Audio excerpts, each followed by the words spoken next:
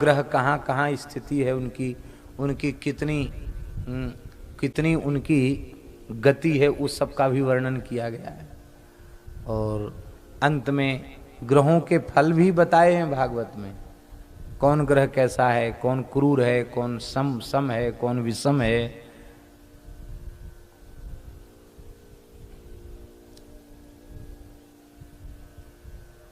यदि तू भगवत शरणागत है तो का करी है नवग्रह रंक। जो कृष्ण चरण मन अर्पित तो कहा करी है नवग्रह रंक। श्री महाप्रभु जी का वाक्य है। नवग्रह रंक क्या करेंगे? एक ऐसा व्यक्ति था जिसके जन्मांग में ग्रह इतनी अशुभ स्थिति में थे कि उस व्यक्ति को जीवित नहीं रहना चाहिए था, मर जाता हो। सभी ग्रह उसके विरुद्ध, अष्टग्रह कहें क्या कहें, सब उसके मृत्यु देने वाले थे। और वो फिर भी फक्कड़ भजनानंदी। एक ज्योतिष के पंडित मिल गए, बोले तुम तो बचोगे नहीं, तुम तो मर ही जाओगे। बोले कब मर जाएंगे बता दो, थोड़ा भजन और बढ़ा देंगे। बताया ये समय है, इस समय तक तुम बचोगे नहीं।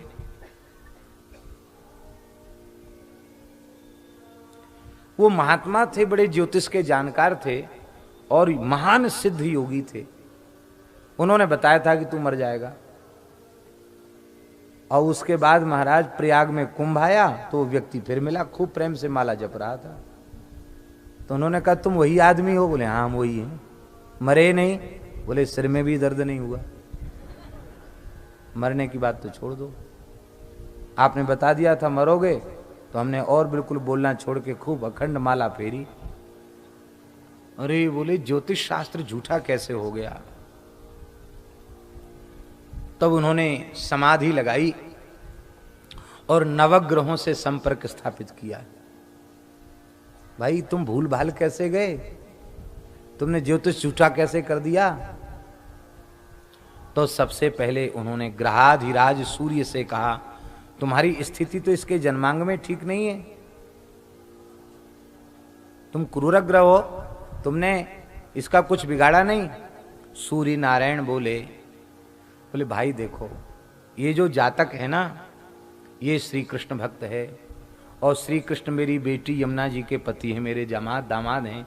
मेरे दामाद की इतनी भक्ति करता, उसका बुरा मैं कैसे कर सकता हूं? सूर्य नारायण ने हाथ जोड़ लिए। अब उन्होंने चंद्रमा से कहा कि तुम तो बहुत नीच स्थिति में हो इसके जन्मांग में, और बिल्कुल इसको तो क्षय रोग होके मरी जाना चाहिए, ये मरा नहीं। बोले भाई देखो बात ऐसी है, ये अनन्य श्री कृष्ण भक्त है और श्री कृष्ण चंद्रवंश में प्रकट हुए हैं और चंद्रवंशावतंस श्री कृष्ण का भक्त है, तो भला मैं इसका कैसे कुछ बिगाड़ सकता हूं? ये तो हमारे खानदान में प्रकट हुए भगवान, हमारे खानदान का है, चंद्रवंशी ही है, क्योंकि श्री कृष्ण की शरण हो गया है, उनका पुत्र है, सब कुछ है उनका। चंद्रमा ने पल्ला झाड़ लिया। अब मंगल से पूछा तुम तो क्रूर ग्रह हो, तुमने कुछ क्यों नहीं बिगाड़ा? मंगल बोला भाई देखो हमारे तो बहुत संबंध हैं, रामावतार में हम राम जी के साले हैं, रामावतार में हम राम जी के साले हैं, क्योंकि भूमि के पुत्र हैं। और कृष्णावतार में भी भूदेवी का अवतार है सत्यभामा, और मैं भूदेवी का पुत्र हूं। तो राम जी का भी साला और कृष्ण जी का भी साला। तो चाहे राम भक्त हो चाहे कृष्ण भक्त हो, तो भाई क्यों, हमारा तो वो भांजा लगता है। हाँ वो जो जिसके लिए तुम कह रहे हैं तुम बिगाड़ो, वो हमारा भांजा लगता है। मामा भांजे का बुरा क्यों करने लगे? हम क्रूर भले ही हैं, पर भजन करने वाले के लिए क्रूर थोड़ी हैं। बुद्ध से कहा, बुद्ध बोले हम तो किसी का ज्यादा बिगाड़ते नहीं, हम तो सौम्य हैं, बकरी होते हैं तो कुछ इधर उधर कर देते हैं, पर हम बकरी उन्हीं के लिए होते हैं जो विमुख जीव हैं।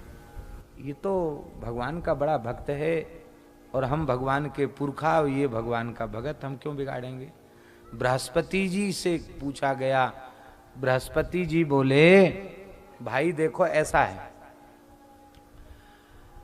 हमारी कोई भक्ति करे न करे पर कोई भजन में लग जाए तो हम उससे बहुत राजी होते हैं, क्योंकि गुरु का काम ही है जीवों को भजन में लगा देना। इसलिए हमने भी कुछ नहीं बिगाड़ा, भजन की बाधा खत्म कर दी और उसको और बढ़िया से भजन में लगा दिया। बृहस्पति, अब आए शुक्र, बोले आप दैत्य गुरु हो, आपको तो कुछ बिगाड़ना चाहिए था, आप भी शुभ स्थिति में नहीं है। तो शुक्र ने कहा कि भाई देखो ऐसा है, हमारा भक्त, हमारा जजमान बलि बड़ा भगत था, उसको हमने दान देने से मना किया। झारी से जल छोड़ रहा था, उसको भी हम झारी का छिद्र हमने रोक लिया। तो भगवान वामन ने एक कुसा डाल के एक आंख हमारी गायब कर दी। हमें दूसरी आंख गंवाना नहीं है किसी भक्त से झगड़ा करके, एक से काम तो चल रहा है। शुक्राचार्य जी ने भी कह दिया। अब आए शनि। भाई शनि के बारे में आप लोग समझ लीजिए, किसी भी उच्च कोटि के महात्मा के जन्मांग में शनि ही सबसे अधिक महत्वपूर्ण होता है।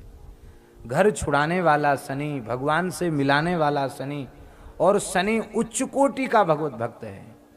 ये विमुख जीवों को बुरा करता है, भगवत भक्त का कभी अनिष्ट नहीं करता, योगी ग्रह है। पूज्य होशियारपुर वाली माता जी स्नेहलता भृगु शास्त्री जी विराजमान है, इनसे ज्यादा कौन जान सकता है इस विषय में। तो शनि प्रवृज्या योग कारक है, संन्यास योग कारक है।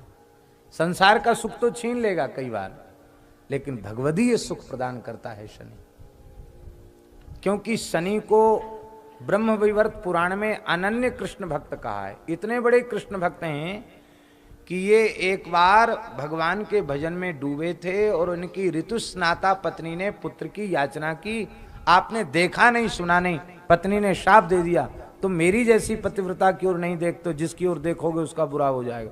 बोले बहुत अच्छा कि हम देखेंगे ही नहीं, अपने पैरों की तरफ देखते रहेंगे, भजन करेंगे। बड़े भजन आनंदी हैं, बाल ब्रह्मचारी, ऊर्ध रेता ब्रह्मचारी हैं, महान योगी हैं। ये बोले हम बुरा तो करते हैं पर जो भजन नहीं करते उनका बुरा करते हैं, जो भजन करते हैं उनका बुरा नहीं करते। समय तो हो रहा है पर कह देते हैं। एक बहुत अच्छे ज्ञान गुदरी में श्री रामानुज संप्रदाय के एक बहुत अच्छे वयोवृद्ध महापुरुष थे, ज्योतिष के बड़े मर्मज्ञ थे, संस्कृत बहुत अच्छी बोलते थे, बड़े विद्वान थे। तो हम उनके पास जाते थे। एक बार उन्होंने हमसे कहा कि तुम्हारे ऐसे ऐसे शनि का कुछ समय खराब आने वाला है, तुम स्थान छोड़ के भाग जाओगे। तिथि निकाल के दे दी, इस तिथि पर तुम वृंदावन छोड़ के चले जाओ। हमने महाराज जी से पूछा क्या करें। बोले उन्होंने क्या कहा, उन्होंने कहा कि उस मंत्र का जप करो। महाराज जी हंस करके बोले अपने राम राम करते हैं, कितने मंत्र जपेंगे, ये मंत्र जपो, वो मंत्र जपो, वो मंत्र जपो, राम राम करो, कोई बात नहीं, जो होगा सो अच्छा ही होगा, क्यों घबराते।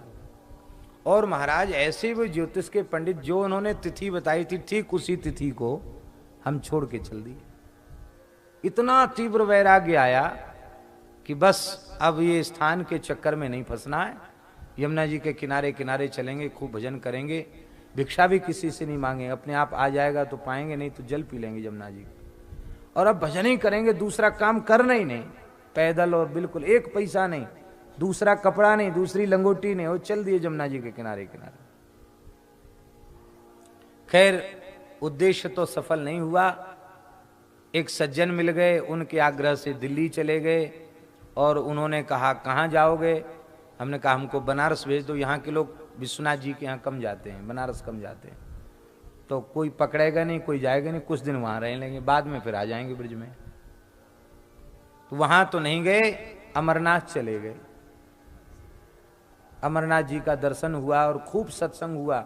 वहां जब तक रहे रोज कथा, और रास्ते में भी कथा और वहां भी कथा, और खूब बढ़िया से 100-150 लोग साथ में थे। अमरनाथ यात्रा करके आए, लौट के आए, समय तो पूरा निकल गया, पर खूब भजन हुआ, सत्संग हुआ और बाबा अमरनाथ जी का दर्शन हो गया। हमने उन स्वामी जी को बताया तो वो हंसने लगे, बोले भाई देखो ये तो जो ऊट पटांग लोग होते हैं उनके ऊपर आता है तो ऐसी जगह ले जाएगा, बुद्धि बिगाड़ेगा, बुरा करेगा।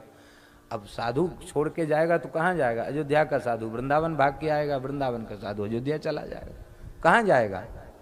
इसलिए ये बुरे स्थिति में होकर के भी अच्छा ही करते हैं, भजन ही कराते हैं। अब शनि ने तो ऐसा कह दिया, अब बचे राहु केतु। अरे भाई तुम तो दैत्यों के पक्ष को हो, तुमको तो कुछ न कुछ कम से कम सिर में ही दर्द पैदा कर देते। राहु बोला ऐसी शिक्षा मत दीजिए। एक बार हमने गड़बड़ किया तो हमारे 2 टुकड़े हो गए, धड़ केतु और सिर राहु, और फिर हम भक्त का कुछ बिगाड़ेंगे तो पता नहीं कितने टुकड़े हो जाएंगे हमारे। इसलिए हम भक्त का कुछ नहीं बिगाड़ सकते। महात्मा थोड़ी देर में समाधि से उतरे और वो जो भक्त था ना अवधूत, उसको कहा तुम ज्योतिष से बाहर हो, घूमो, तुम कभी मरोगे ही नहीं, जब तक भगवान चाहेंगे तब तक जियो, कोई तुम्हारा कुछ बिगाड़ने वाला नहीं। भाई यदि हम भगवान के शरणागत हैं तो ये ग्रह हमारे प्रतिकूल होकर क्या बिगाड़ लेंगे, और यदि हम भगवान के शरणागत नहीं हैं तो अनुकूल होकर संसार के पदार्थ ही तो देंगे, हमको कौन हमारा कल्याण कर देंगे। इसलिए भगवत शरणागत होकर के भजन में लगना चाहिए।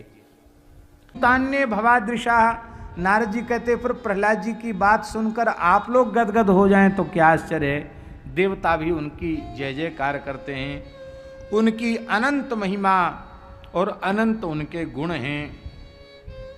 क्या कहते, एक गुण ही उनकी महिमा को प्रकट करने के लिए पर्याप्त है। वासुदेवे भगवती यस्य नैसर्ग की रति। भगवान वासुदेव के चरण कमलों में उनकी नैसर्गिकी माने स्वाभाविकी रति थी। कितना प्रेम प्रहलाद जी को भगवान के चरणों में प्राप्त था। न्यस्तक क्रीडन को बालो जडवत्तन मनस्तया, कृष्ण ग्रह गृहीतात्मा नवेद जगदीदृशम। छोटे बच्चों का प्रायः मन खेल खिलौनों में लगता है, पर प्रहलाद जी का मन खेल खिलौनों में बिल्कुल नहीं लगता था। माता उनको खेल खिलौनों के बीच में बिठा देती थी, पर वो खेल खिलौनों की तरफ देखते भी नहीं। क्यों? कहते कृष्ण ग्रह गृहीतात्मा, कृष्ण रूपी ग्रह ने उनके आत्मा माने अंतःकरण को जकड़ रखा था, पकड़ रखा था, जिससे उनको संसार की सुध-बुध रहती ही नहीं थी। संसार में रहकर भी संसार की सुध-बुध खोई रहती थी।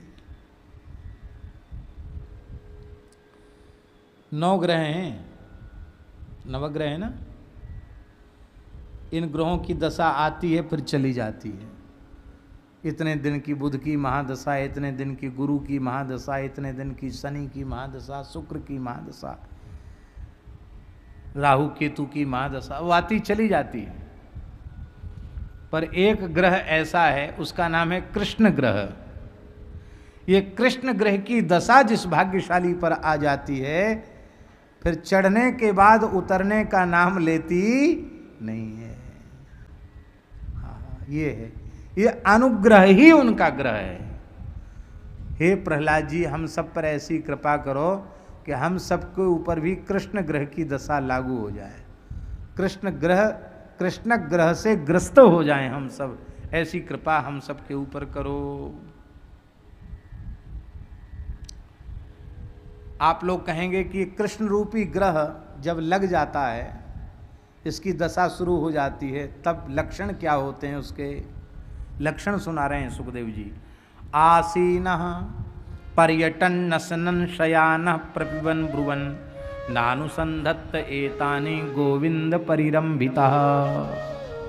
आसीनः, प्रहलाद जी खड़े हैं, घूम रहे हैं, भोजन कर रहे हैं, सो रहे हैं, कुछ पी रहे हैं, कुछ बोल रहे हैं, जैसे मशीन क्रिया करे ऐसे शरीर यंत्र के समान क्रिया करता है, पर नानुसंधत्त एतानि, ये सब करते हुए भी उनको नहीं लगता कि मैं खड़ा हूं, मैं चल रहा हूं, मैं बोल रहा हूं, मैं खा रहा हूं, मैं पी रहा हूं, मैं देख रहा हूं, मैं सुन रहा हूं, कुछ नहीं, किसी क्रिया में उनकी अहं बुद्धि होती ही नहीं है। क्यों? गोविंद परिरंभिता, उनको लगता है श्री गोविंद प्रभु ने चंदन चर्चित आजान लंबित भुजाओं में हमको भरकर अपनी छाती से लगा रखा है। ये अनुभव निरंतर गोविंद, इसको कहते हैं निरंतर भगवान की अनुभूति। कभी कभी भगवान के प्रेम में वे जोर जोर से रोने लग जाते। क्वचित द्रुदति वैकुंठ चिंता शवल चेतना, भगवान का चिंतन करते करते रोने लग जाते, कभी हंसने लग जाते, कभी उच्च स्वर से गाने लग जाते, और कभी नाद करने हुंकार करने लग जाते। बिलज्जो नृत्यति क्वचित, कभी कभी लज्जा छोड़कर नाचने लग जाते, और कभी कभी तो क्वचित तद्भावना युक्त तन्मयोनुचकार, कभी कभी भगवत भाव में ऐसे भर जाते कि भगवान की लीलाओं का स्वयं अभिनय करने लग जाते, राम कृष्ण के चरित्र का स्वयं ही अभिनय करने लग जाते। कभी कभी इतने प्रेम विभोर हो जाते कि इतना अश्रुपात होता, इतना रोमांच हो जाता, भगवान के स्पर्श की अनुभूति से ऐसे आनंद विह्वल हो जाते कि घंटों आंख मूंद कर बैठे रहते, प्रेम विभोर बने रहते। स उत्तम श्लोक पदारविंदयोर्निवेशया किंचन संगलब्धया तन्वन पराम निर्वृतिमात्मनो मुहुर्दुस्संग दीनान्यमन श्रमम व्यदात। ऐसा होता है। सेठ श्री जयदयाल गोविंद काजी की भी साधन काल में यही स्थिति थी। सेठ श्री जयदयाल गोविंद काजी को 22 वर्ष की आयु में भगवान का चतुर्भुज रूप का साक्षात दर्शन हुआ था, और वो चलते फिरते उठते बैठते सोते खाते पीते जगते निरंतर भगवान के नाम का जप और स्वरूप का ध्यान करते थे। तो आंख मूंद कर चलते थे। तो उनका स्वभाव क्या था, कोई साथ होता तो धीरे से हाथ पकड़ लेते उसका, और बस चलते चलते चले जाते। कभी थोड़ी बहुत असावधानी हो गई तो किसी में टकरा भी जाते, इसलिए अपने मित्र को कहते भई हमको संभाल के ले चलना। खूब युवा थे, दीवार में माथा टकरा गया, माथा फूट गया।